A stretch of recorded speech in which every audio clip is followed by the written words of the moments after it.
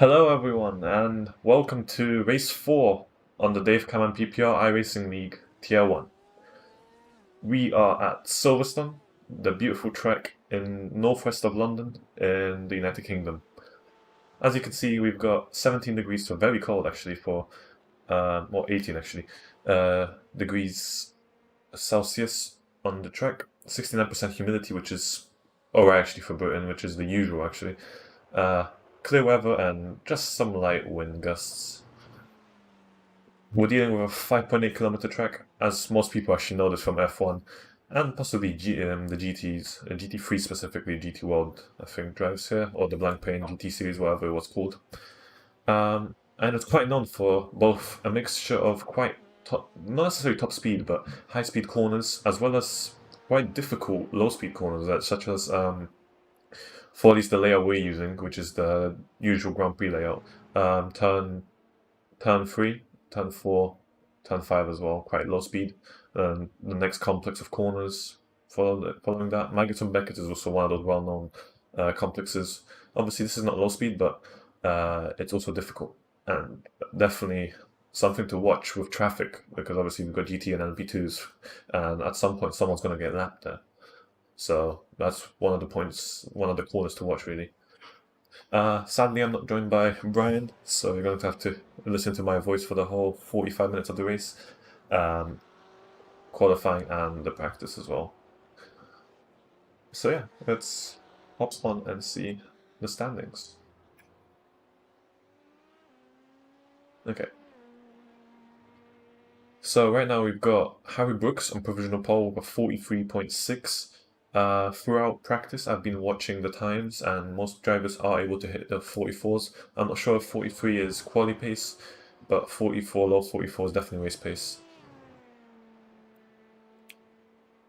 In GT, obviously we've got Bo, our championship leader now, with 44.2, and a bit of a gap from there, but 54 seem to be where the race pace should be at, and 55 is obviously for the slightly slower drivers. So those are the times to be watching. Obviously, if any driver's doing much faster time, it's something to watch out for. And we've just seen a spin in the background there, and that's some pretty big damage, I'd say. Not sure who that was. Yeah, so for GT, the people to watch are Bo Rigor. Obviously, that's the championship leader. We've got Dan Ball, the race winner from last round. And obviously, anyone else is willing to challenge. The Hall brothers are quite good to watch since they're very close together. And they were, I believe, they were fighting with actually Eric Newman, I think, last race, so it was a very close fight.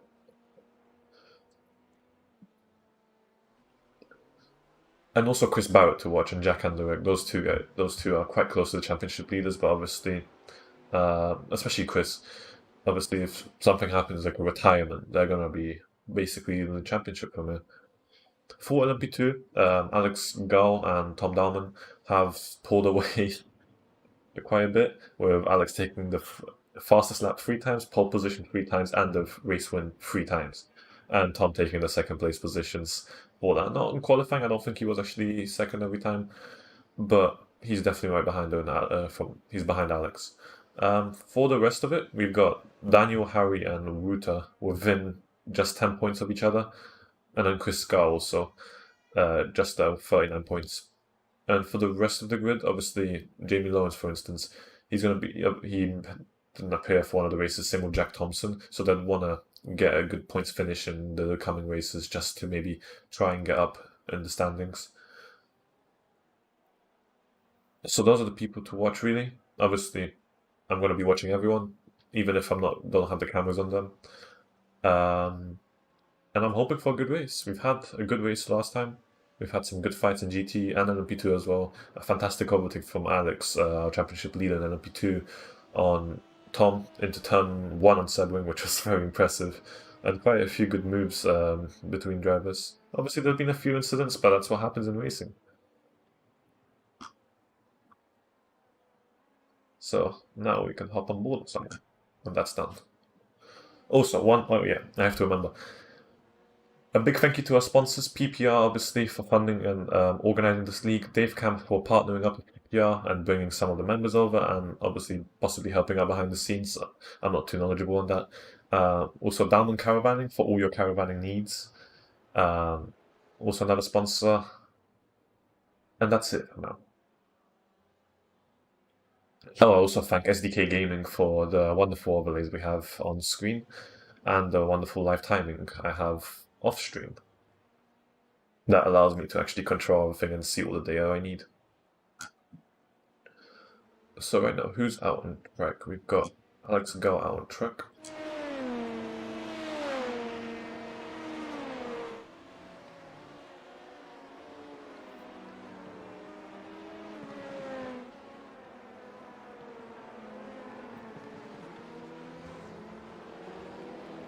So it's quite a few cars on track, and Alex goes a little bit wide there. Wait, was that a track cut? Is that allowed? I mean, it's not off track, because technically that's part of the track, but does iRacing allow that? Oh, I'm wondering now. So our top 2 GT drivers aren't on track, but our top 2 LMP2 drivers are out on track. So we've got Harry on his outlap. Yeah, there's a good few PPR cars out on track as well in LMP2. Jamie Lawrence and Adam Banfield, to be specific.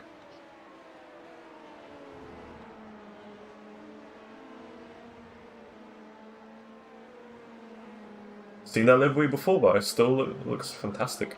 Rottenberry Racing, that's what it is. Woot and Ellison improves 44.6, jumps into P5 now.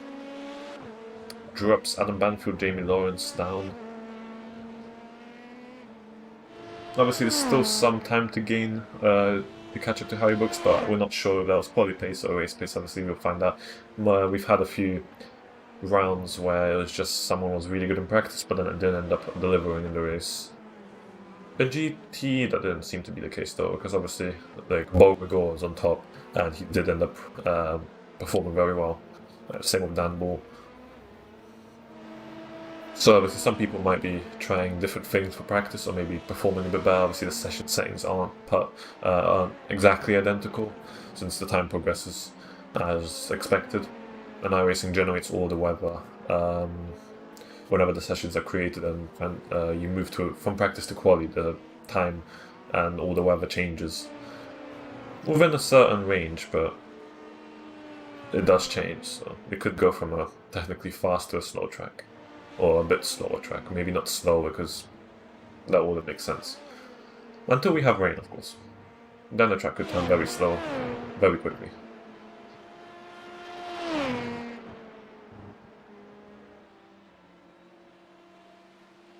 So we've got 18 minutes of qualifying, 17, sorry, and 10 seconds. Not qualifying, practice, sorry. And then we'll have qualifying, as per usual. We'll use the usual pattern, and we see how it looks with a bit of a spin. May have overcooked it there. Not exactly sure what happened. Obviously I can't see the inputs. Lacey's out of the way for Alex Go to come by, and then the other two LMP2s may get a bit of a scare, but he's clear of them.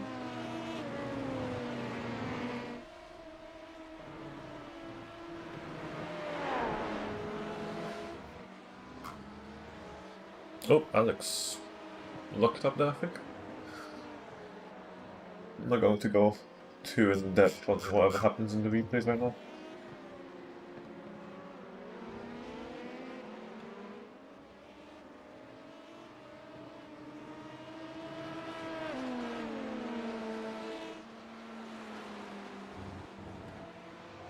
Alex Valhalla shuffles along to P8 now with a 45.2. Still 1.5 seconds off the pace, but that's not too bad of a lap. And also Alex Valhalla has a quali band, so you gotta make sure that he doesn't leave the pits even for an outlap. Quite close up of Harry Brooks' car.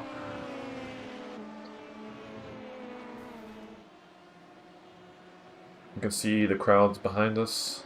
Well, behind the cars. Obviously with social distancing you wouldn't maybe have that many people, but still decent numbers.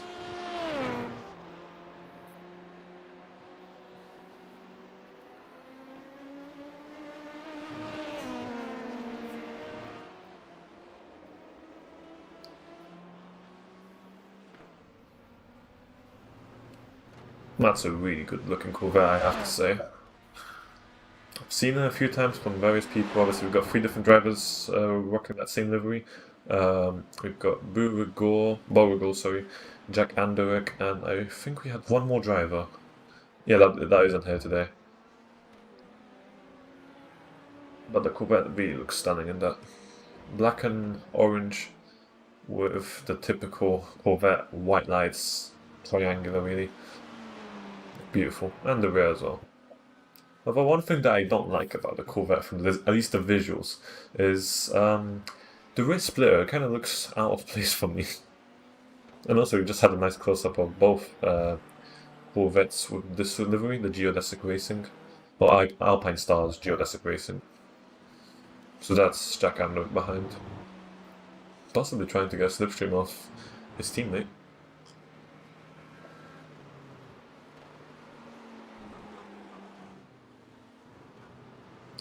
That corner is the one to watch. I'm not exactly sure the names because I more often than not just know which corner I'm talking about, but don't know how to address it.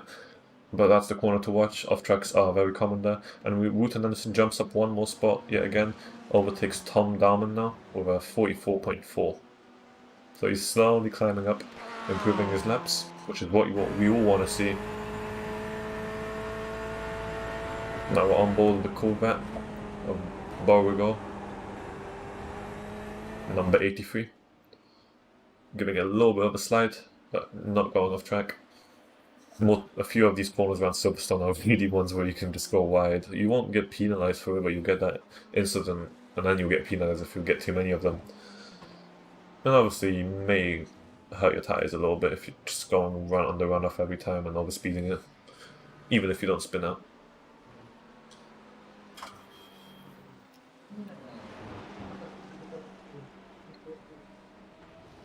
We actually got quite good weather for Silverstone. I wouldn't say sunset, but it's or dusk, whichever.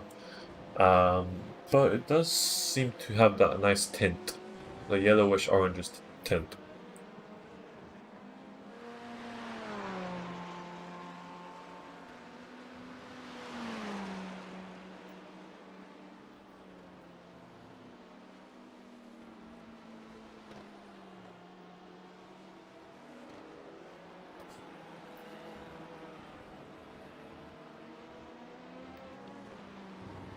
So Alex Valhalla improves, but obviously not enough to...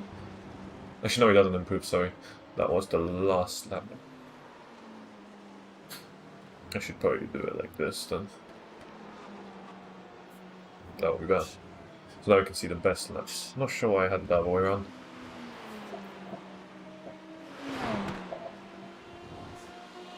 That's a nice close-up of the Corvette yet again.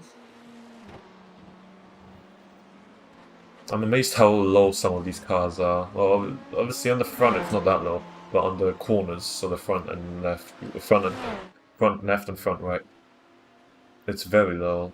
Like if you drove over a sausage curb, you'd be scraping over, I'm pretty sure. Well, of course, that's how these cars are designed to run.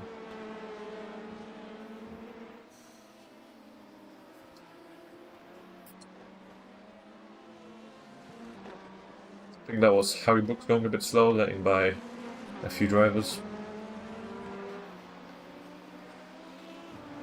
Jack Thompson's off track. Let's see what that's about. Going into the runoff. Quickly have a look.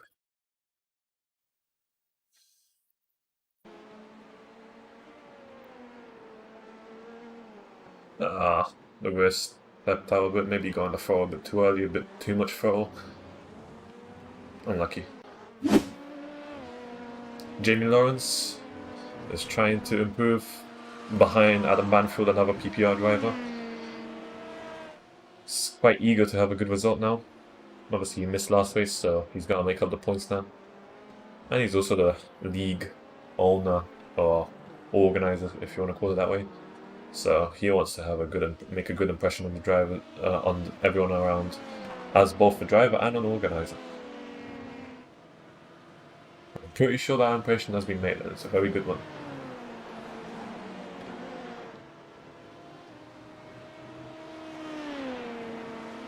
So we're down to 10 minutes of practice. Haven't seen any massive improvements from at least the top drivers. We've seen Woot and Ellison improve a bit more. Maybe a few laps, just getting slightly improved, but nothing major anymore. So maybe drivers aren't able. I mean, obviously in GT, the first 2 laps are roughly where your fastest laps are hit. So maybe people are just doing long-term race pace running rather than hot laps, shall I say.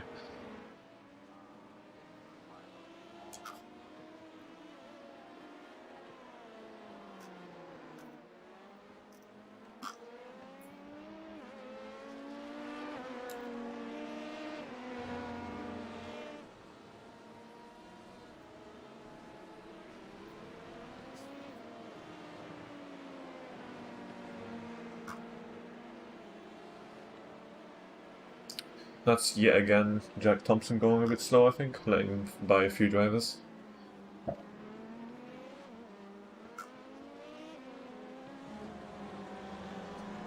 It's quite a bit of traffic for some of these drivers already.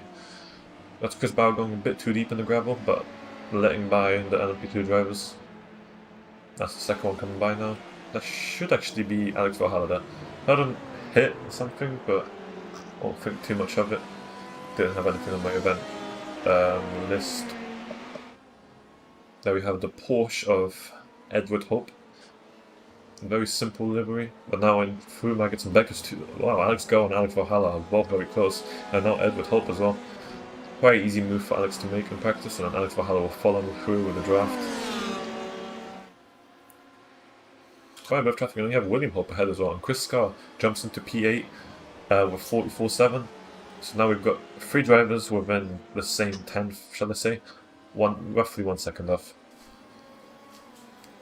They're definitely going to be eager to improve if they want to separate the other drivers, separate themselves. Could be a good fight to watch if they're actually that close together in the race. Oh, that's a spin from out. Oh, what? That was rough.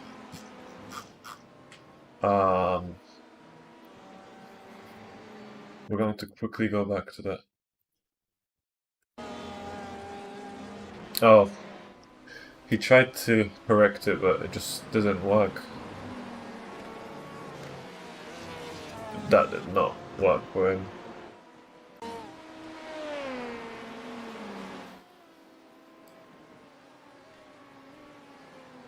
I was unlucky. But I've seen quite a few spins before the broadcast started, and that's slide and a half. That's Edward Hope, I believe. No, William Hope, sorry, in the Corvette. That's something that can happen with the Corvette, and if it's a bit of a loose setup, the rear end can actually step out. Or obviously, he may have locked up there. I didn't actually see. Wasn't anything too major, so.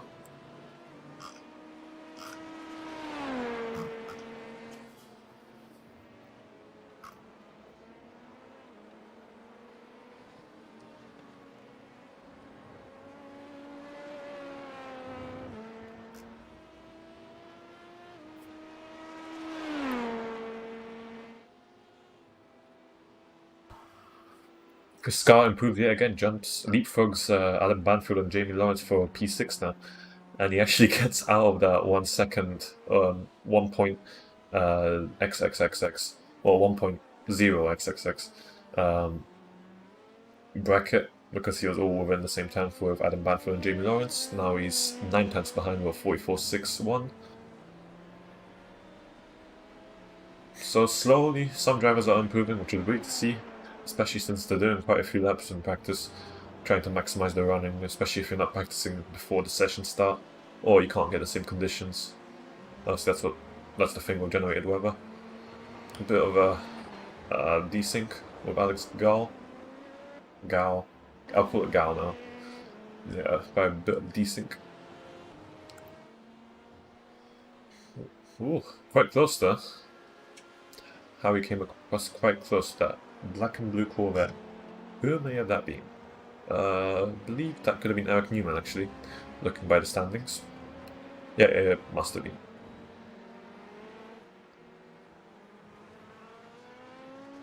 So Harry's coming through. Obviously quite close on Eric Newman, gave him a little bit of the flash of the lights. A typical for Islanders specifically, because you've got LMP1 traffic as well. Or LMP1 drivers, they're not really the traffic.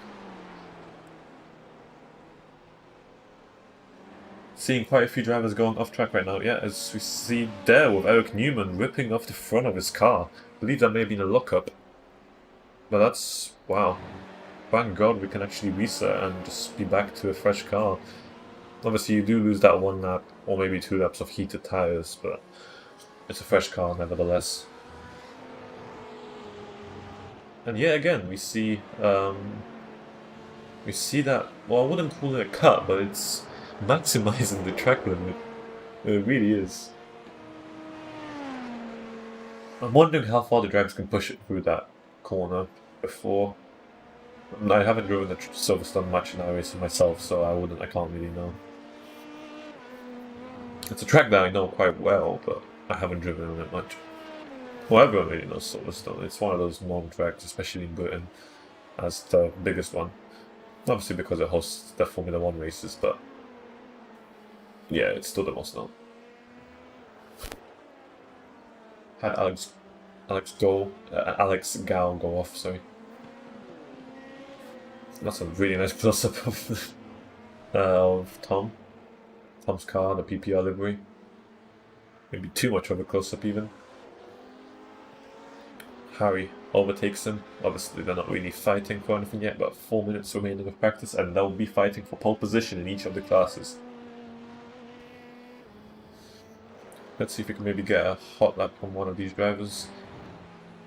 William Hobb going a bit slow, I'm not sure what happened.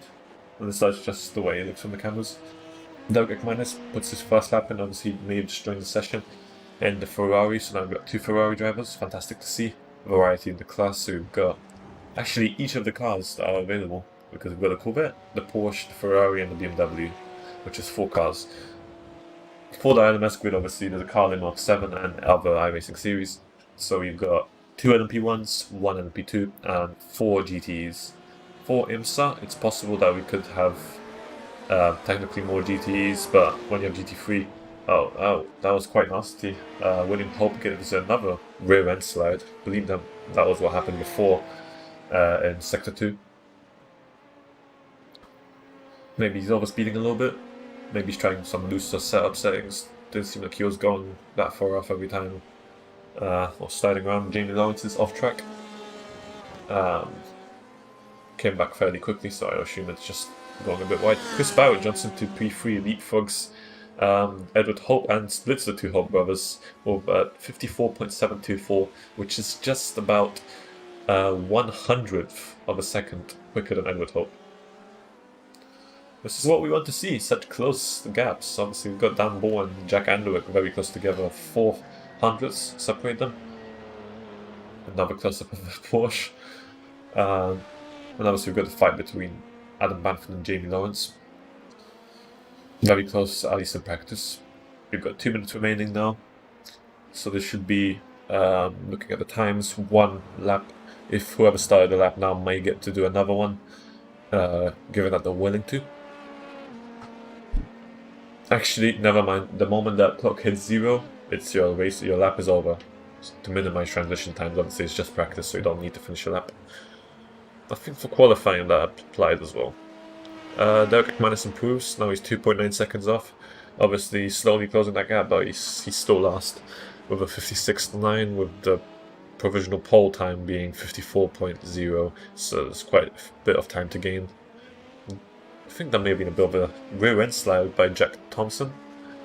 Very good to watch, but I'm not sure if it's that great for the lap times or the tyres really. But keep doing it, it looks great.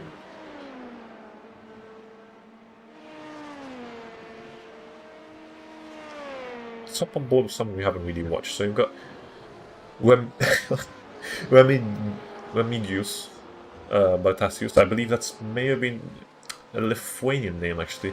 Obviously it says Ukraine here, but that's not a British-born name. We're in black and yellow BMW. Actually, no, that's black and gold. Correction. Zach Bolster now goes P8. We're 55.9. A few other drivers going off track all the time. Obviously trying to maximize the track limits before qualifying and find out how far they can push the cars. It's something you really want to know before you actually start doing qualifying and then validate all your laps. We've got 4 laps if you can maximize the time. I think it's 25 minutes, if I remember correctly. And on from that, You don't want to invalidate any of those laps, but if you do get another 1, 2, maybe 3, depends how early you invalidate them. Every driver's keeping it quite tidy though. I think that maybe the slower drivers were all over the place, but not. And that practice over. So we'll see the cars disappear in a moment, and I'll run down the practice results. Obviously we have them right here since we don't have that many drivers today. 10 in LMP2 and 11 in GT, but good to watch anyways. Oh, it's dark enough. That's actually past sunset now. Do we have the results? Come on. Qualifying has begun, but we don't have the results yet. I'll try something different. Whenever the qualifying results appear, I'll use a different component though. Obviously I don't have the results for the practice session, which is weird. I guess I'll just have to wait a moment or wait for qualifying to properly begin. This is a very dark track though. Let's check the weather component. So it's 7:25. I'm not sure if that's AM or PM. The wind hasn't changed, the temperature hasn't changed, the humidity hasn't changed, but it's no longer clear, it's partially cloudy. That could be the thing. We've got the real time, October 24th. Actually, no, it's October 25th today. That's something to note. So we're racing in the past. But yeah, that's interesting. One thing to see actually is the wind is changing direction. And that's something I didn't actually think about when I started looking at iRacing. It's quite amazing actually. So obviously we don't have the practice results still, so we'll hop on board with the driver. Dan Bull, our winner from last race. And look at that, it's actually dark enough for the lights to be on. That's fantastic. Beautiful. And obviously you can't really see too much when you have the lights beaming from the front with the white light. We used to have yellow lights, I think from 2016, that was the last year that I had them. Especially the 4GT, at Le Mans at least. Now they changed it to white lights, obviously. If you don't know, the white lights tend to have better visibility. And they're better for like, I wouldn't say, they're better if you're going to be looking at something quite intently, because obviously it provides a clearer image, and if you're looking at a piece of paper, white light will make the paper white rather than yellowish tint for anything really. And it's better if you're just working in over something, especially like driving, where you need to have the perfect details. Yellow lights obviously were better for longer time, so if you're driving for, let's say, 4, 5, 6 hours, which is already quite a lot, you'd use those lights. And obviously they did look quite nice, but white lights, obviously, you can't beat them. But that's a fun fact of the day. Don't have that many, so please don't rely on me to provide them for you.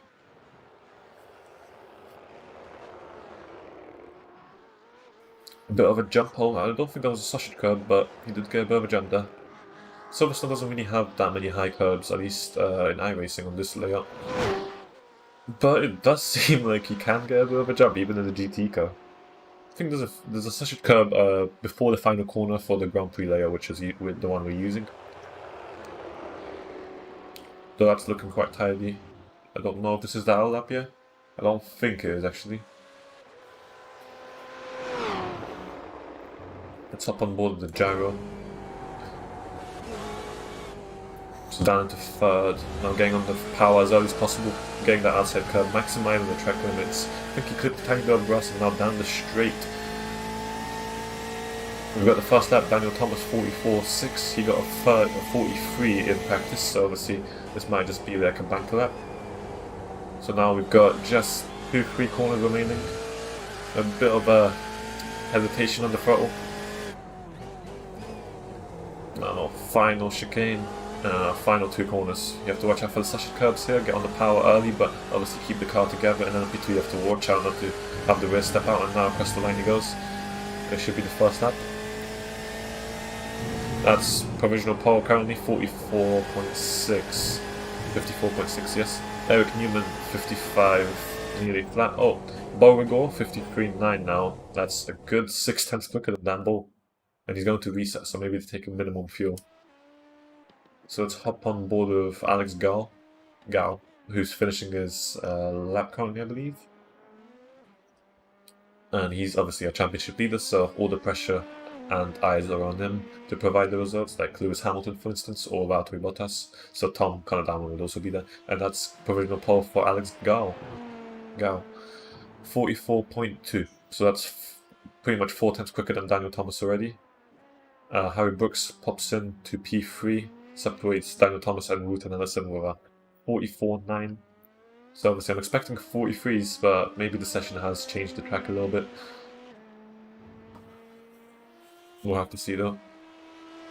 Not that many laps have been set, so maybe let's hop on board with someone we don't really watch often. Zach Voster coming across the final corner.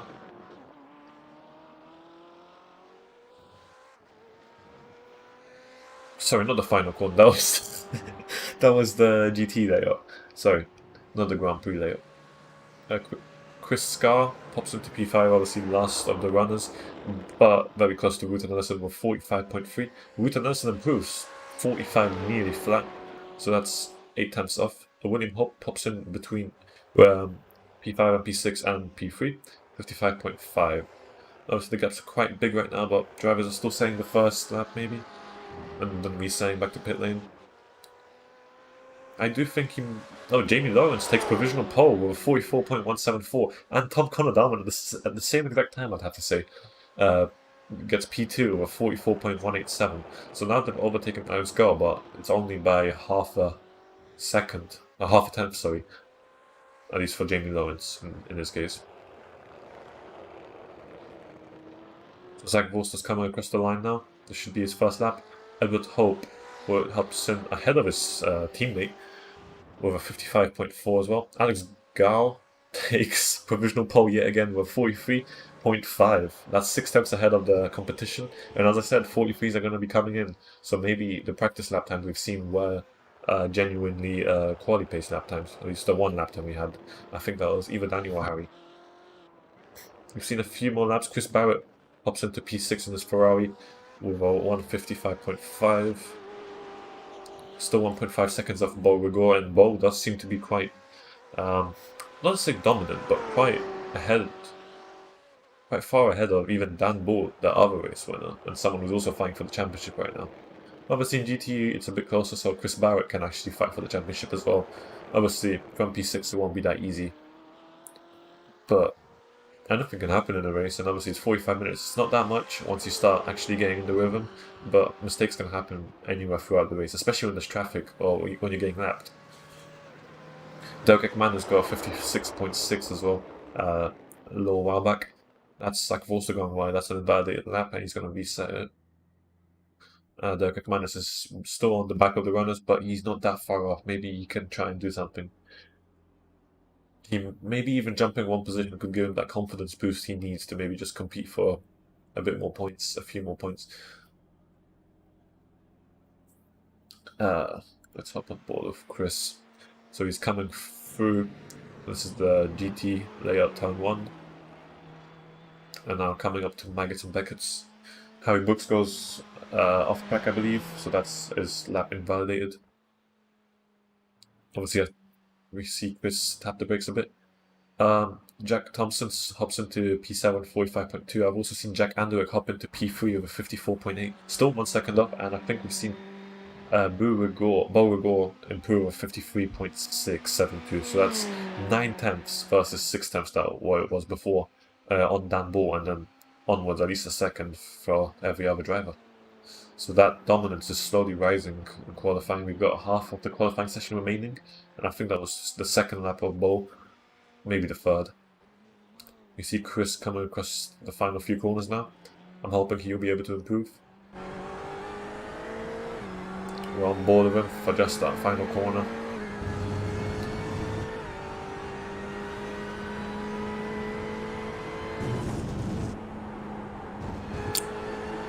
Did the lap get invalidated? I'm not sure. Probably did. So we've seen Adam Banfield take P9, obviously didn't overtake anyone there, but that's a 46 nearly flat. Maybe he'd want to improve just to get maybe a good 6/10 to get close to Chris Scar and Jack Thompson. Well, very close together actually. Daniel Thomas improves, I think, 144.291, 7.5 tenths of Alex Gao, and just 1/10 of Tom Conor and Jamie Lawrence. We also got the fight between William Hope and Chris Barrett, at least in qualifying. That's 0.02 of a second between them, or 55.5s for both of them.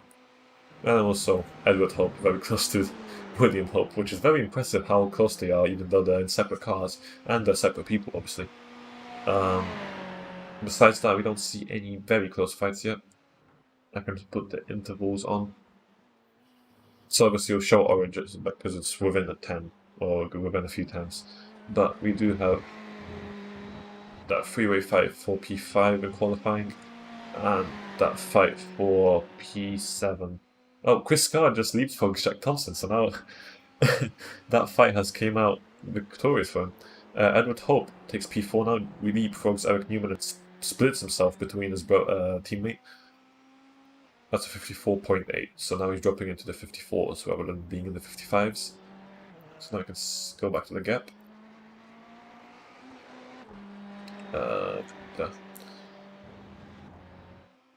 So now we're down to 4 minutes.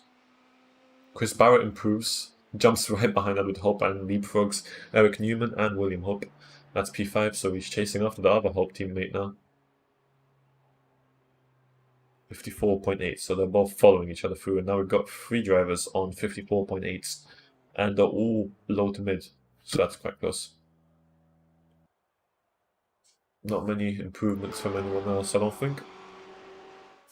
But we do have a PPR 2-3 right now, so that's half of the first row and half of the second row.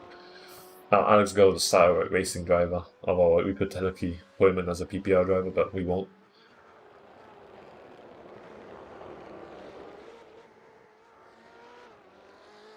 Lambo coming across now, hitting a bit of a sausage curb. Not exactly what you want to do, but he's right on the final corner. Let's see if he improved. No, he did not. Missed out by a 10th on improving on his lap. Went off track there, cut that. That was turn 1. Fully cut, actually. It may have been a slowdown, actually. So he may have bought his lap. Yes, he will. So now we're on board with Jamie Lawrence. This should be... Yes, we're coming up to GT. Layout start, finish straight.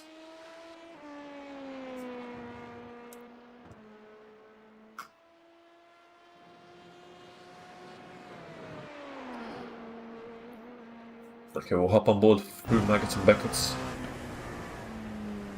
Oh, did he? Oh, he invalidated it, didn't he? Oh. That's unlucky. What can you do about it? So we'll hop on board with Jack Thompson. Not many drivers remaining on track. We've got 3 GT drivers, 1 LMP2 driver left. So he's going to be eager to improve. He's second to last currently. Okay, where can he place himself? So final 2 corners now. Don't touch the sausage curb, but get a really good exit. Don't let that rear end step out. Perfect. That's a 44.4. That pops him into P5. Overtakes Harry Brooks, Ruth Nelson, and Chris Scar. And coincidentally, he's 0.919 seconds off, and wow, that's a way to end your lap. Oh, that's less damage than I expected.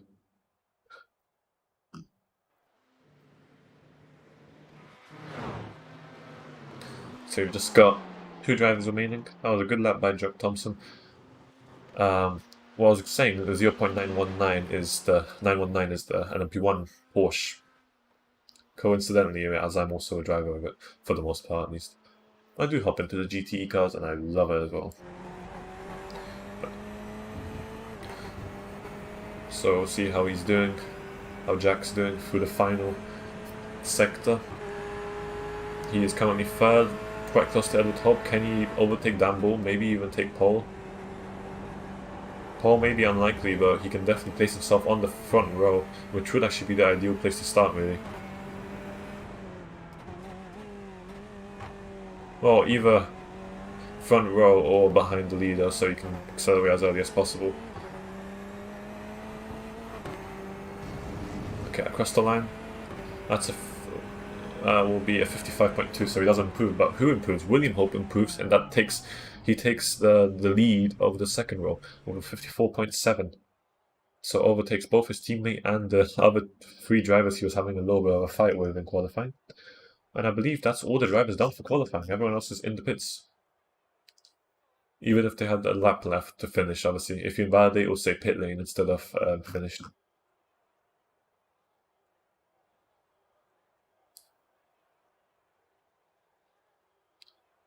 Okay, so we've got qualifying results. So the grid, that's broken. Okay, so on the front row, we've got Alex Go and Jamie Lawrence. Alex Go with a wonderful pole time of 43.5. Jamie Lawrence 6 tenths off, followed by, on the second row, Tom Connor Dalman and Daniel Thomas, 6.5 tenths off and 7.5 exactly tenths off, respectively. Jack Thompson and Howie Brooks on the third row, 0.919 seconds off and 1.313 seconds off. So the two Morio.io racing drivers behind each other. Wooten Ellison and Chris Scarr on the fourth row, 1.4 and 1.5 seconds off, respectively. Adam Banfield and Alex Valhalla round off the final row, the fifth row, 1.85 and just 1.85 seconds off. So I think Alex will do a lap. And now for GT, let's just do like this. This will be better. So for GT, we've got Bo Rigor, 53.6, 9 tenths ahead of Dan Bull, who's actually joining him on the front row. Then second row, William Hope and Jack Anderwick, 1.05 seconds off and 1.1 seconds off, respectively. Edward Hope, right behind his teammate, 1.159 seconds off, so very close to Jack Anderwick and Chris Barrett, who's on P6, 1.18 seconds off. Eric Newman and Zach Bolster on the fourth row. Eric Newman 1.4 seconds off Bowles' time, so quite close to the fight. And Zach Bolster 2 seconds off, which is quite a bit of a gap. And now on the final row, we've got Remigius Bartasius, 2.3 seconds off, and Richard Zudovic, rounding off the grid for GT, I think. No, actually not. We've got Derek Ekmanis as well, 2.5 seconds off. Derek Ekmanis is 2.9 seconds off on his own row, actually. But he's on the right lane, so he follows the leaders. So that's the grid. We'll hop on board with the LMP2 drivers. Obviously, we've got the lights there, but we're on a formation lap rolling start. Can't imagine what would happen if we actually had standing starts. It wouldn't work, really. So we'll minimize the overlays and just keep the bare necessities. I think TV2 would be the best, actually not TV1.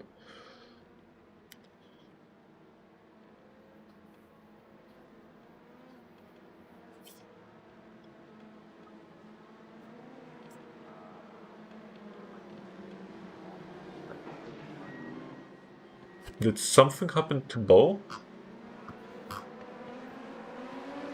Bo's not. Oh, did Bo? Green. Oh, that's the race. Oh, actually, we had a very short rolling start, and that's the race start. LMP2, so that's Jamie Lawrence and Tom Connor Dalman made the start for the lead, and there's been contact.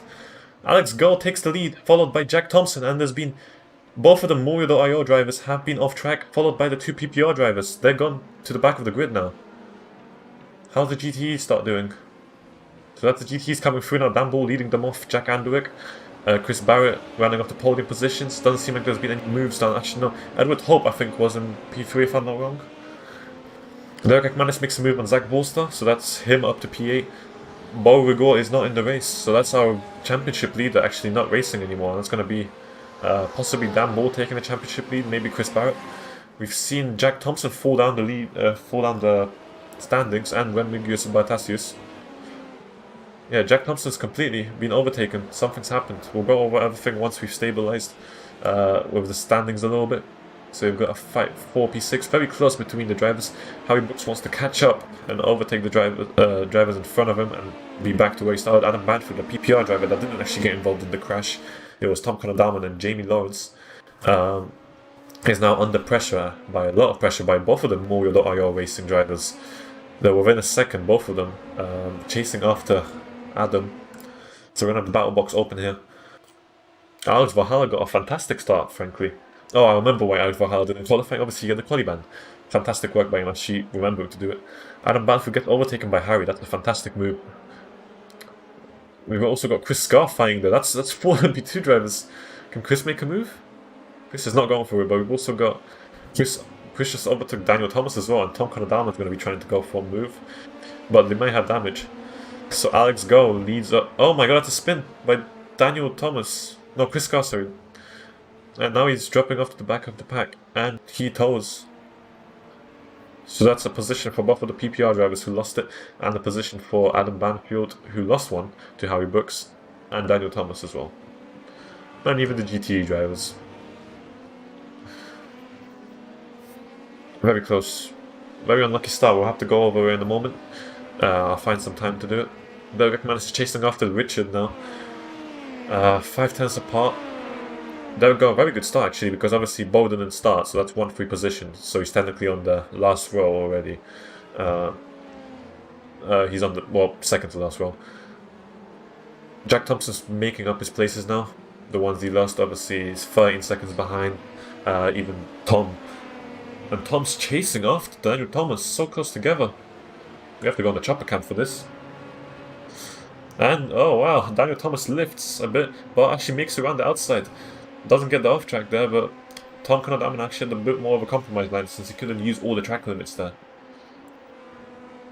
Very close between the drivers, and we've obviously got Jamie Lawrence behind now, trying to capitalize on the time lost between the two drivers. Let's see what's happening with Derek McManus. Oh, something's happened to Tom. He led by Jamie Lawrence. Maybe he wants to let him have a go. Doesn't seem like his car's fine though.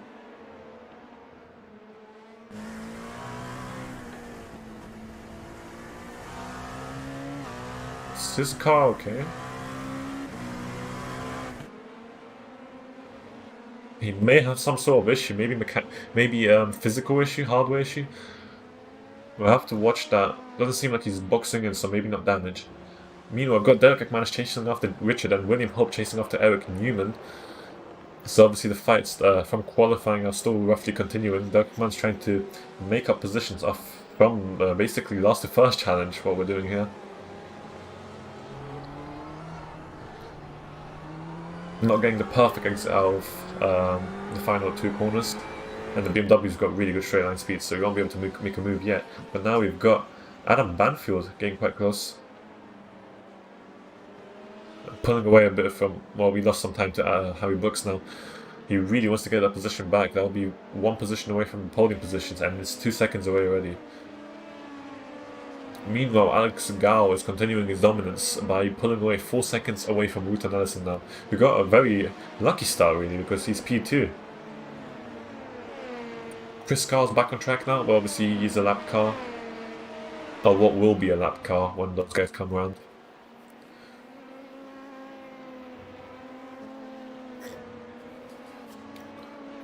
Meanwhile, Jamie Lawrence is still chasing after Daniel Thomas. Obviously got let by Tom Conadama, who's 4 seconds behind.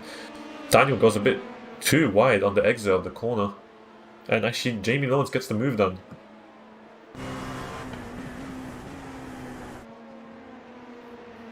Wrong camera there, my bad. I think we've had a crash by Zach Worcester, maybe some contact. I don't think he's dead, so we won't skip over to him. Meanwhile, Derek McManus is still chasing after Richard, and we've got William Hope chasing after Eric Newman. So close, the two Corvettes, one white, one black. Complete opposites, and now going down the long straight. They can make a move, and Daniel Thomas is chasing after Jamie Lawrence. I think there's going to be a move down here. Obviously, we can't see it. Okay, I think Daniel's lost some time. William Hope goes for the move. Let's see if he can make it stick. Yes, he can. But Eric Newman might actually go for a move yet again. Counter-attack going into the final two corners. No. William Hope's defending perfectly. Now the Hope brothers, or Hope teammates, shall I say, are locking out P4 and P5. But William's going to be under pressure as long as Eric's just those 2 tenths behind. So he's going to have to watch himself going through the next few corners, maybe the next few laps even. He's slowly pulling away, but obviously when you're behind someone, it's very difficult to get your braking points perfect and maybe you're even determined when you're going faster than usual. As you can see, they're making a few mistakes there, maybe not ideal lines. Fantastic fighting by everyone here though. So now, we can go back to what happened at the start. So we want to be... Okay. So we'll look at it from chopper cam. So with Tom Conadam is the one on the right, Jamie Lawrence is the one on the left actually. And they both made contact, they actually hit each other, the two PPR drivers, and Daniel Thomas, Howie Brooks and Chris Scott all took evasive action fantastically actually. Wonderful intuition from them and reflexes that no one else actually got hit. Don't think there's much damage, but we never know really. Unlucky by those drivers though. They got a fantastic start and ended up losing out on it. So 40 seconds for the first GT drivers to come in, for the LMP2 drivers to be lapped. To lap them. So there's not much to really say about Alex. He's driving a great race. He didn't really get impacted by the crashes. Obviously they happened right in front of him, but there's really not much he could do even if they stopped right in front of him. He can't stop. You can't slow down the car when he's just full throttle through turn 1 from the start especially. Jack Anderwick makes a move on Dan Bull. What happened there? No, he's pulled away, and Chris Barrett is attacking Dan Bull now, so we may actually see a bit more of a championship fight shuffle. So we've got 3 drivers. The battle for P1 is just 1.5 seconds roughly between the drivers. Derek McManus is still chasing after Richard, and Eric Newman is still chasing after William. Obviously the gap's changed a bit more, so it's a bit higher than what it was before, so I don't think Eric will be able to make the overtake, but you can stick behind because we've still got a solid half an hour of racing. 35 minutes roughly, I'd say. And plus the pit stops as well, so you can get that good pit strategy if you really want to. And use that to your advantage, obviously. Be ready for counter-attack or counter strategy, shall I say, from the other drivers. So very unlucky start from the PPR drivers. They lost a ton of time. That's a good... Let's see the gap actually to the leaders. So you've got 12 seconds to Alex between Jamie and him, and 20 seconds between Alex and Tom. Very unlucky for those drivers. They got a really good start, very good qualifying, more impressive than the recent races before this, but it didn't seem to really work out on the start. And the start is what matters really. If you ruin the start, you're going to be playing catch up for the rest of the race. And 45 minutes isn't that much, especially when the drivers are very similar pace to you. So you see Chris Barrett chasing after Dan Bull's BMW, but obviously you need a very good exit unless you're not going to catch the BMW, even after the recent nerfs and the aerodynamic downforce and engine power limitations. Well, engine power reduction, shall I say. Not really a limitation. Derek McManus still chasing after Richard, but got the same problem. The two Ferraris can't overtake the BMWs. You'd have to make it through a corner rather than on the straights. Maybe a dive would be the only thing that could really work here. But 3/10 back, it's not really wise. You need to at least have your wing across him, or your front splitter. But I have to say, these cars look beautiful in this. I think this might be dusk. Diamond goes off track yet again. Going a bit wide, obviously trying his hardest to catch up yet again. So we're down to 35 minutes remaining now. We've got the pit stop phase, which should be open. The pit window should be open in roughly 10 minutes. For LMP2 specifically, since those guys have a smaller tank overall than GTE. Adam Banfield goes a little bit wide as well. We can see the red light flash next to the name. That means they're going off track. Alex sets another fastest lap. 44.3, so he's setting very good laps. His practice race pace is actually coming over, but Wooten Anderson 45s, Alex Valhalla 46, it's not what they want to be. So if someone like Jamie Lawrence can start hitting 44s as well, it will be very smooth sailing for them really. Obviously they'll have to get past the drivers in front of them, but it's possible that they can actually go back to where they started within the 35 minutes remaining. So we've also got the fight for P1 in GTE class. Dan Bull is still chasing after Jack Anderwick. I'm not sure exactly how the overtake happened. If I remember, I can try and go back to it. But the Corvette and the BMW are very closely matched now after the nerfs, or the balance of performance. So I'm not sure the BMW is really that dominant anymore, on the straights especially. And through the corners it's missing out now with the downforce reduction. So obviously this fight might be one of those where it's just a train, and same with Derek and Richard. Derek just can't get close enough to make a move. Even if he dived in, it might be a bit too risky. But we are seeing slowly the gaps reduced between Harry Brooks and Alex Valhalla for P3, so for the lowest step of the podium, and Adam Banford and Jamie Lawrence, the two PPR drivers. They're going to have to make a move clean, because I don't think Jamie wants to lose, take even more damage or suffer even more position or time losses. Can he make a move on this straight? Does seem too far, it's 3 attempts. Obviously that draft is doing a very good job now, it's 2 attempts. He may make a move into the next corners, 1 tenth remaining, and he's going for the dive. Fantastic move between the PPR drivers, but Adam Banford stays ahead. Obviously he has the outside line, he can go on the throttle maybe a bit earlier. Obviously it wasn't a switchback, but he gets on the power earlier and actually gets past Jamie, who was on a compromised line. Obviously as with the inside for that corner, you can't use all the space you have there, so you're gonna have to reduce the throw input and slow down a bit. We do have a fight for the win between 4 drivers now. The Edward Hope and Chris Bauer have joined under the battle, and William Hope is 2 seconds behind. Maybe you can try and capitalize on it if Edward Hope and Chris Bauer battle a bit too hard. Obviously it's within a second right now, so you do get that nice draft, but it's not enough to make a move yet, I'd say.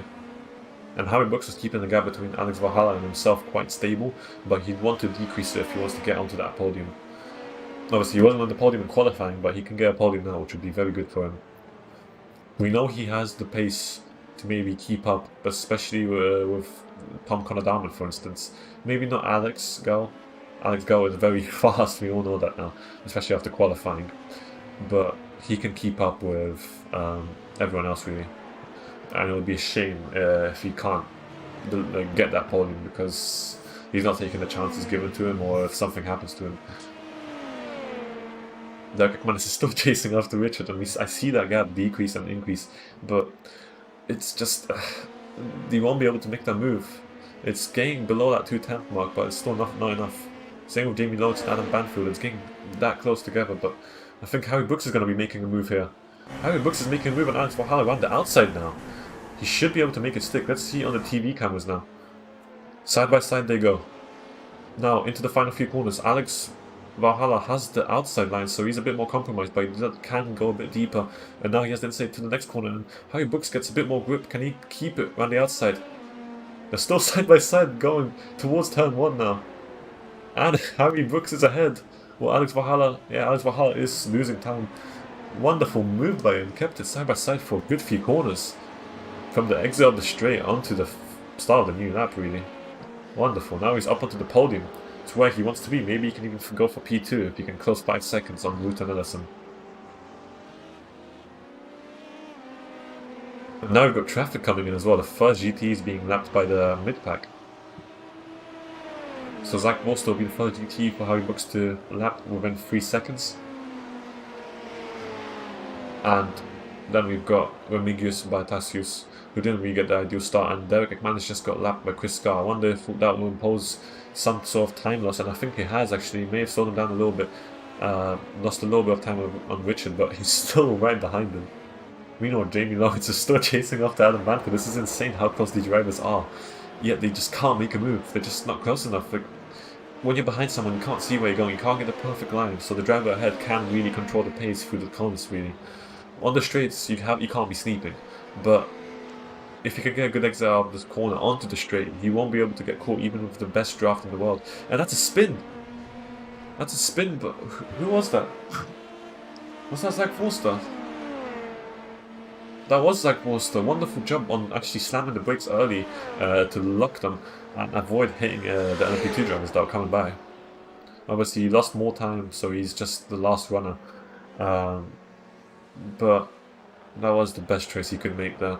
Avoided ruining someone else's race. And Alex Valhalla is trying to get back up Harry Brooks. Oh, actually, that may have been some wrong data, actually. Yeah, 2 seconds between them. So Jamie Lawrence and Adam Banfield are very close to Alex Valhalla now, so he lost a lot of time. Homecoming Diamond's improving his pace 45.4, that's a personal best for him, and he's 5 seconds behind Jamie Lawrence. Obviously that was the gap before, but he's slowly closing in now after his weird issue. Daniel Thomas is closing in on Tom Diamond though, so the two Muyo drivers having their own fights, trying to get back up the grid after taking evasive action on lap 1, turn 1, to avoid the two PPR drivers making contact. I do think either Tom or Jamie has damage actually, but we'll find out on the pit phase. Don't think it might be too much, but obviously when you're taking fuel and not tyres, you're going to have to weigh that extra bit, so we'll have to compare the pit lane times. Jamie Lawrence is actually, they went side by side for a moment, he didn't lose time taking the inside line, is slower through that corner. If you can get on the throttle early like Adam Banfield did, you can get a really nice exit onto this straight and through the next few corners really, because it's so long, you don't lose enough speed to really be able to accelerate again. So through Maggots and Beckets we might see yet again. Oh, we've got GTEs there, that's Derek McManus and Richard in the BMW. So that's the two PPR cars lapping the PPR Ferrari and the BMW, and we see the first pit. We see Dan Bull box in, maybe an undercut. Obviously that says he took the lead, but that's a lie obviously.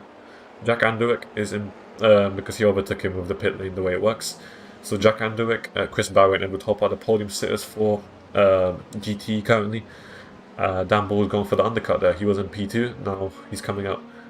He's going to try and come out ahead of Jack Andurick possibly. And we also see Richard in the BMW box in, leaving Derek McManus to clean air now. I'm not sure if that was the best choice. It's not really an undercut since he was holding up Derek there, but we'll see how it goes. Maybe if he can get some good pace, he can maybe make something happen.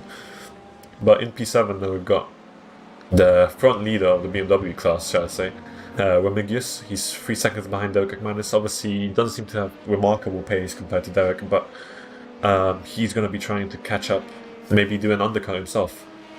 But right now we don't really have any fights going on right now, so we're just going to have to live with what we have right now. We watched the replay of lap 1, so I'm not really sure what to watch now. The podium fight in GT is very good though. But the podium fight on LMP2, not so much. Well, for P2 there's a good fight. Harry Brooks is slowly closing in on Root and Ellison, 2.3 seconds between them. But for the win, I think Alex has it sealed unless he makes a mistake or gets slowed down somewhere by a ton of time. Because 11 seconds, you're not going to close that. Even in 25 minutes, that's very difficult. You need to be a second quicker per lap. And being a second quicker per lap compared to Alex, that's like alien pace. You're literally an alien from outer space.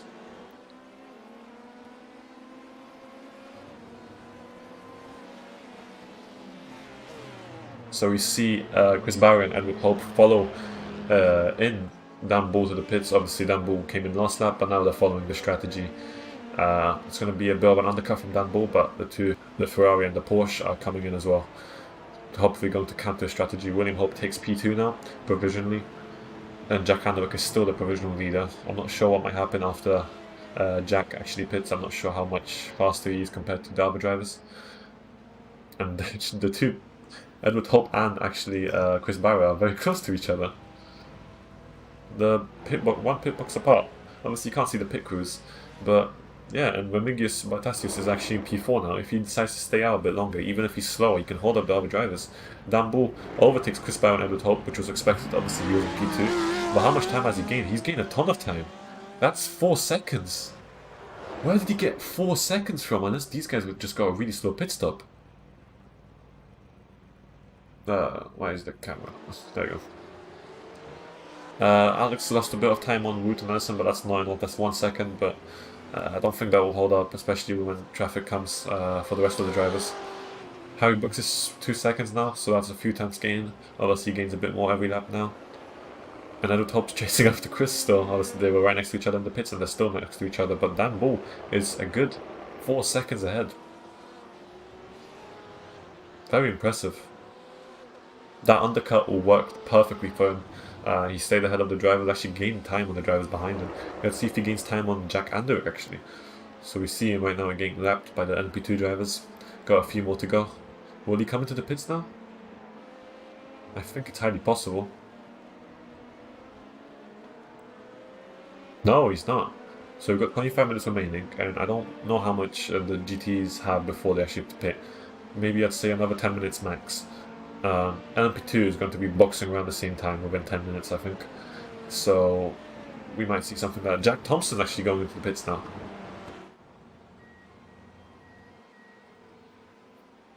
So he's coming in alone, I think. Not really much of a fight with anyone else, but he may actually try and go for an undercar. See if there's traffic, he'll gain time from it, because he's avoiding it now.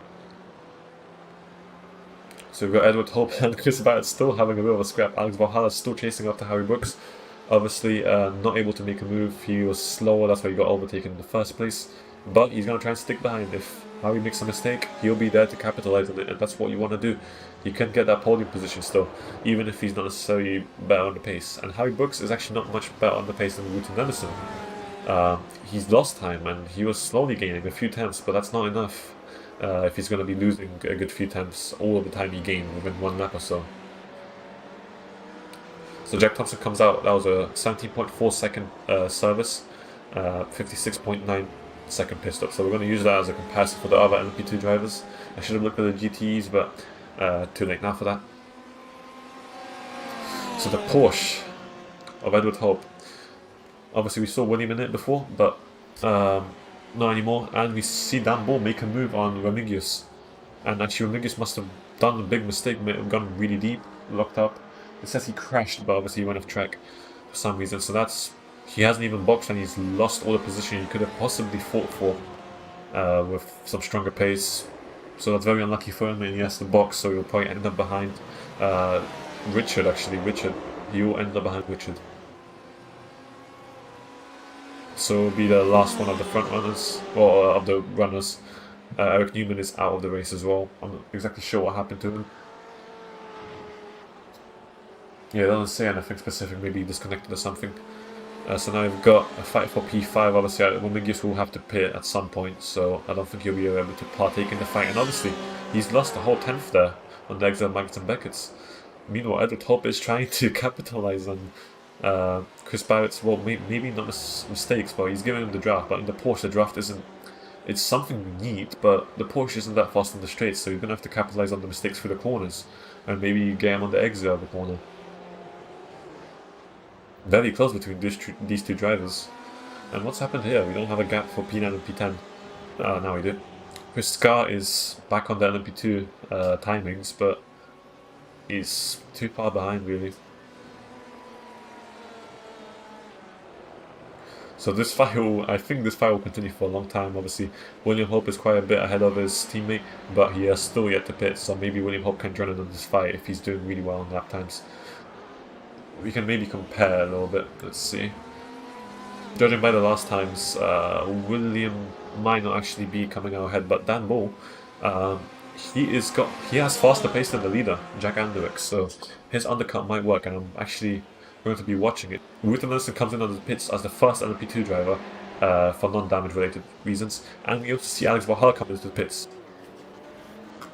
So it was 56.9, 17.4 the pit target. Whoops. So we got the pit lane camera, pretty good one. So we see them dropping down the order, but obviously they were within the range of the pit stop, so that's obvious. They'll gain them back out. So we see Alex Valhalla come up another pit box behind. We'll see how quickly they come out.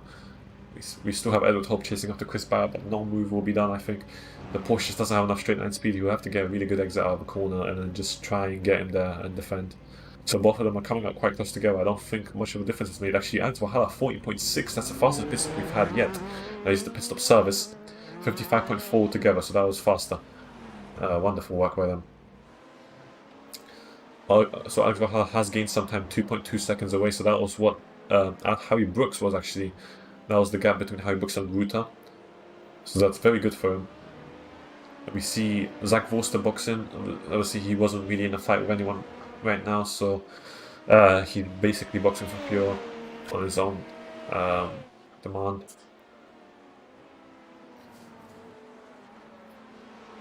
Edward Hope is still behind, and within that 2 tenths, He's lost a bit of time now. I'm not sure why. Maybe just a poor corner exit or something like that.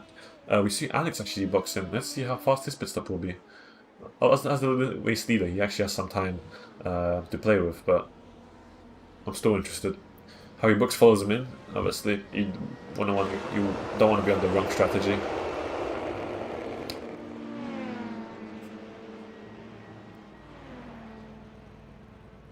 Jamie Lawrence now takes the provisional lead. Obviously, he hasn't boxed yet, but when he does, I think he might box for some damage, really. So we see Adam Banfield and Tom Conadama actually come into the pits now, the 2 PPR drivers as well. So we've got 1 PPR driver on provisional pole right now. Oh, not pole, sorry, provisional lead. So let's see how long Alex Gall's pit stop is. 18.6, so that's not the fastest we've had. Actually slower than all of them, 58.1, so that's not the slowest overall. That's quite alright for them.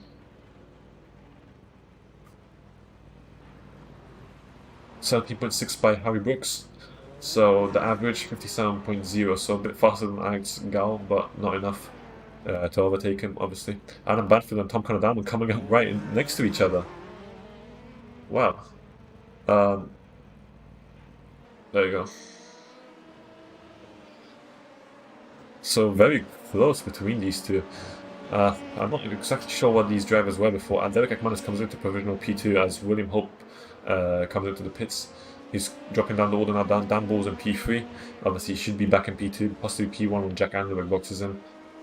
So yeah, you'll drop down and see where William Hope comes out. When he comes up behind Remigius, but 13.3, that's a fast pit stop service, at least for GTE. No, sorry, for at least for LMP2 terms. He's coming up behind 7 seconds behind Edward Hope, actually. And that's Jamie Lawrence coming into the pits. We're going to watch where he comes out. We see Daniel Thomas already. Oh, Daniel Thomas is coming into the pits as well. Trying to maybe follow Jamie Lawrence's strategy. Maybe he can get a faster pit stop. So Alex Go is 800 meters away. I'm going to watch him come by. So obviously you'll take the lead. He was too far ahead. There's literally no way they can win against him here by just pure strategy. But let's see when they come out. Did Jamie Lawrence really make a comeback for at least a decent position, maybe P5?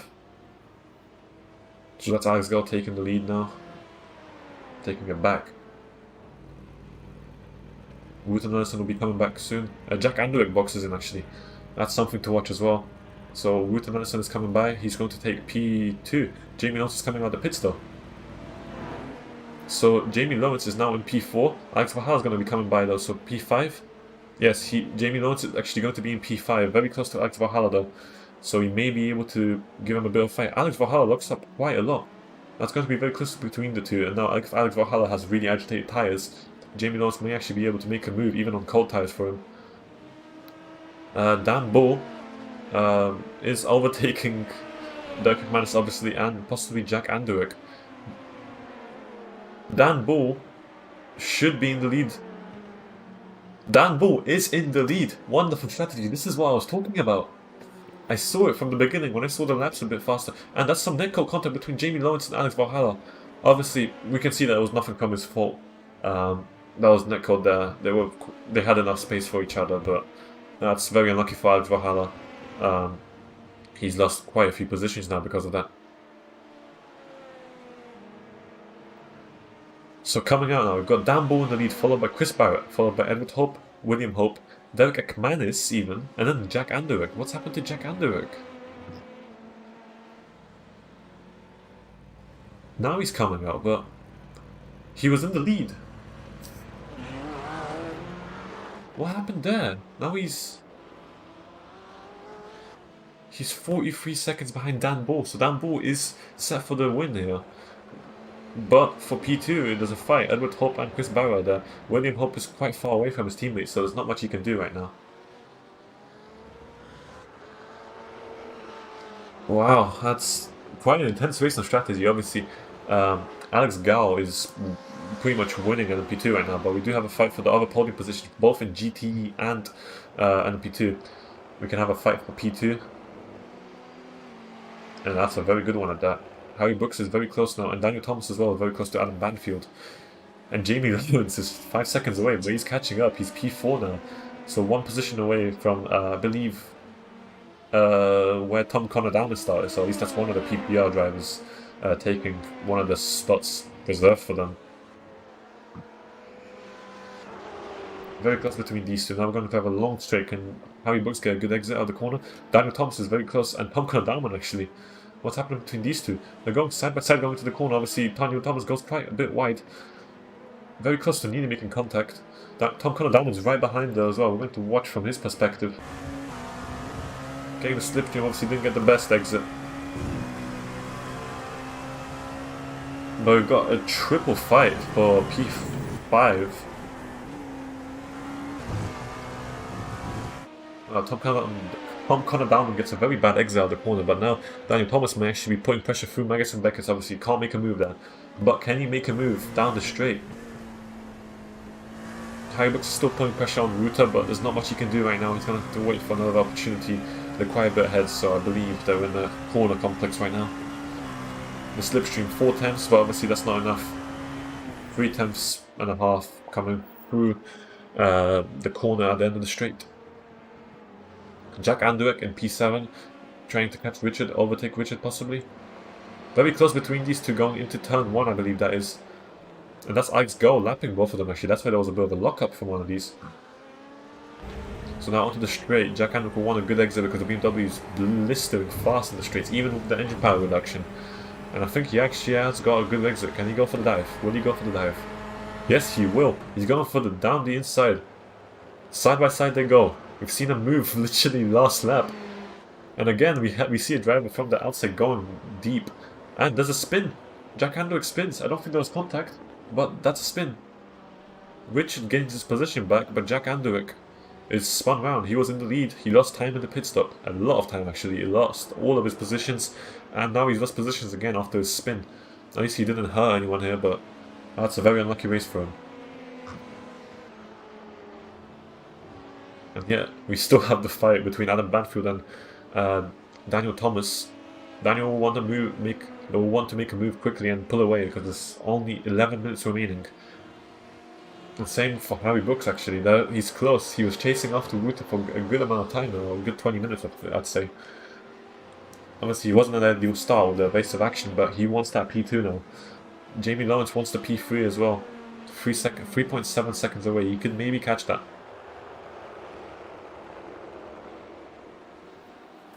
You can hear the GTE engines just coming through the end of the straight where the camera is, but obviously we're not watching them. The fight's going on with the LMP2 drivers.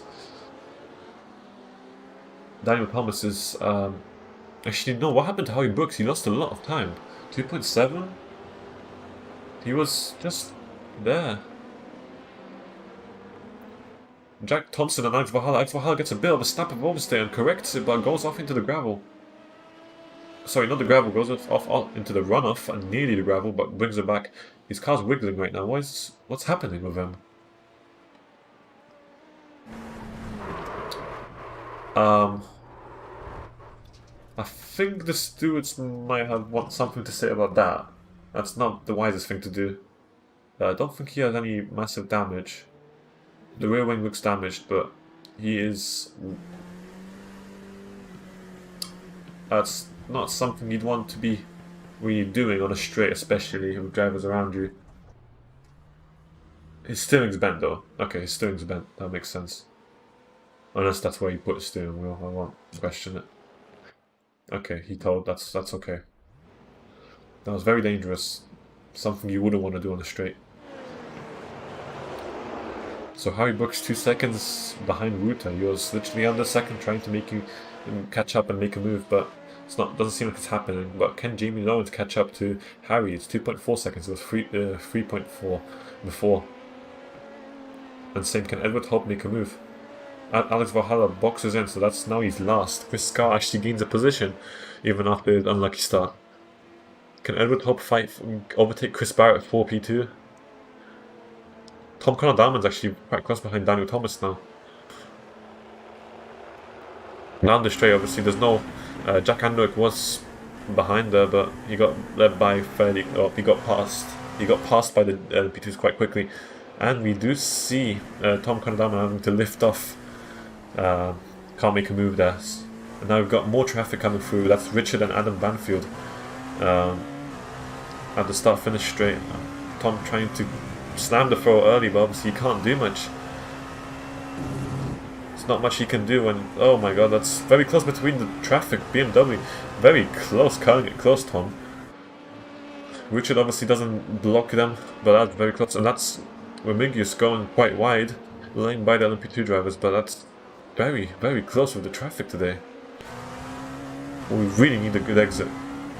Tom needs a good exit, maybe out of the next corners, onto the long straight. I believe it's called Copes, that long corner past right-hander. He's right on him. Can he make a move down the straight? Or maybe through Maggots and Beckett's, or before Maggots and Beckett's, or after Maggots and Beckett's. That's why I'm assuming the move will be done, because it will be done.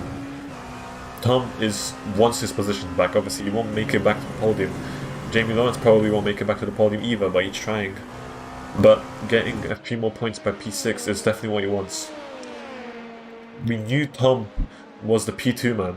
And actually Jack Thompson boxes in as well. That's Chris Scarr in P8 now. Wonderful job by just staying consistent and continuing to drive. Oh my god, it's a spin by Daniel Thomas. I think he clipped his rear wheel into the grass, and that's a spin. Not sure if he hit the wall, but I think he's fine. That rear wing would have been more bent, but that's very unlucky. Very, very unlucky. So that's P6 for that Tom Condama, 1.7 seconds behind Adam Banfield, another PPR driver. Can he catch him in 7 minutes? Which will be roughly 4 or 5 laps. And we also see a fight for P6 right now. So we've got a fight for the podium in GTE class, but we also have a fight for P6 in GTE between 3 drivers. 2 BMWs and a Corvette.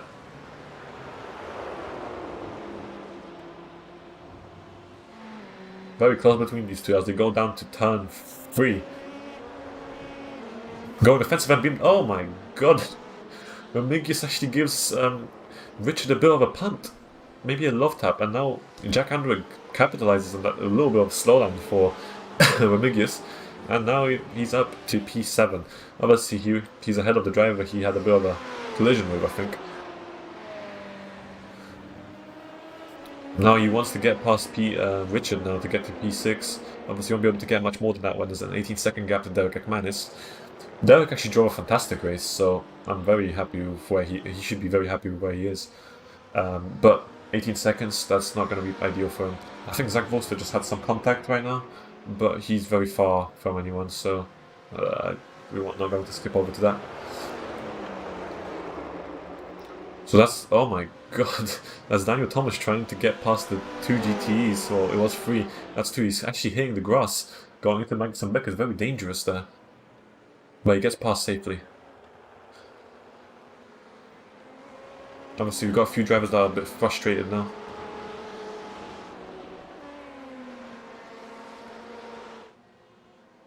Oh, Tom Condama made a move on Adam Banfield actually. We just missed it. Alex Valhala's in the pits, but we can hide that now. There's no actual scheduled pit stops. So Tom Condama is into P5 behind Jamie Lawrence. So now we have a P4, P5 for PPR Esports. P4 to 6 actually for PPR Esports. Not exactly where they were. They had P2, P3, but it's better than what they had at the start of the race after the spin or contact. And that's actually a bit of a slide, I think, for someone. I'm not sure, maybe I saw something wrong or heard something wrong. Okay, so the fight for P6 is still going on. Very close between Jack Andrewick and Richard. Going into turn 3. That's very close. Richard's squeezing him a lot, but Jack Andrewick finds a way through. Reminds me of Max Verstappen and his moves in Formula 1. Now Jack Andrewick has to go around the outside onto the straight as well. And we see Remigius actually very close as well. We need to go on chopper cam for this. Whoa! Richard comes across in the final moments. Jack actually had to take maybe some evasive action. You're going to have to be careful with those moves because you can't just come across very close to the driver. There might even be some neck curl and you'll be out of the race. But no contact. Remigius goes a bit too deep, so you won't be able to get a fantastic exit. but he's still on the chase after the two drivers. Jack and Richard are still going to be scrapping about. We don't have that much time left though, and not all of the fights are going on, which sucks. Edward Hobb had to give up on his fight with Chris Barrett, lost some time somewhere, and now we see Jack Andrew get a better exit on Richard into Maggots and Beckers. They go side by side, and actually Richard lifts off. That was a reasonable thing to do. Going side by side into Maggots and Beckett wasn't the best idea, but Jack Andrewick is into P6 now, where he wanted to be earlier, but he had a slight detour with the spin. So Daniel Thomas pits now, and something happens to Jack Andrewick. A slowdown maybe. And now he loses the position he just gained throughout the last 2 laps. Did he cut that corner? Oh. Now Amigis is all over Richard. Will he try and make a move here? He's been going a bit too deep into some corners when fighting other drivers, but that's what happens. But can he make a move on Richard? Get into P6, get some better points.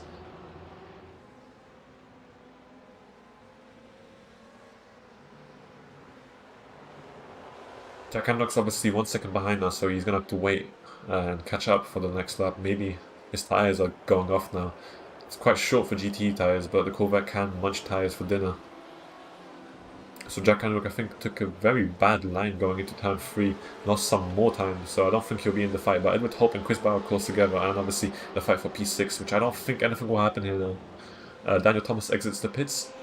Obviously he's not in danger of anyone, and he hasn't been fighting anyone. But we've got Edward Hope and Chris Barrett going into the last 2 minutes of this race, which will be 1-2 laps depending on where Alex goes. I think he's actually going to be 2 laps remaining. It's going to be 2 laps remaining because Alex is already across the finish line. So Edward is flashing a bit, maybe telling Chris, let me by, I'm going to go for the move. Very close between these drivers. Edward's been stuck behind them for a long time. Maybe that Porsche doesn't have the straight line speed on his setup or something. Adam Banfield and Tom Conor are close yet again, but I don't think anything will evolve from that gain time. And now he loses time again, Adam Banfield.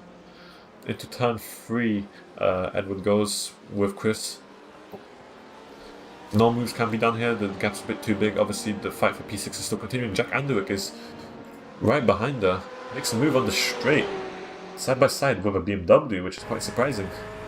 Obviously the nerfs may have made her a bit weaker on the straights. Used to be quite untouchable, but now if you get a good exit, maybe you can actually set your hands on the position ahead.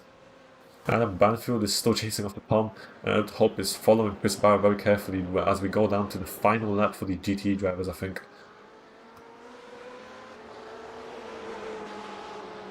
Can Jack Andrewick get P6 yet again? He's back in P7. Obviously that slowdown pulling him back down to P8. Can he get P6?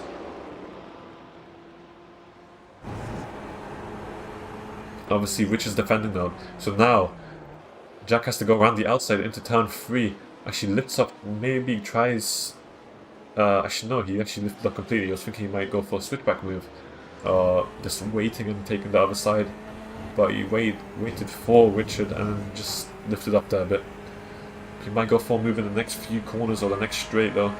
It's something I'd expect. Obviously not attacking too close. He's going to try and go maybe a bit wider into the next corner, trying to get a better exit out of the corner. A very close fight. Okay, so now the time's run out. We're on the final lap now. The drivers that crossed the line now, I believe they're on the white flag lap. I don't know where Alex is. We'll have to hop over to him in a moment. Obviously, I'm not leaving this fight right now. So Ramigis is out of this fight, I'd say. But Jack Andrewick and Richard can still change positions. And maybe Edward Hope and Chris Barrett. But they've just crossed the line. I'm not sure. The race isn't over yet for them.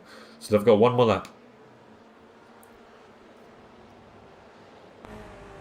So Jack Andrewick is chasing after Richard. Gets a bit of a better exit actually. Look at that closing speed through the corners. Richard made a big mistake, or Jack just got a fantastic exit. Now he's going to make a move on him. Going down the straight we go. For the final lap, whenever they cross the line. Side by side they go. Richard's got the outside. As we know, that outside line might actually have a bit more grip. But Richard goes wide. He's going to have to leave that position, I'd say. They're still side by side though.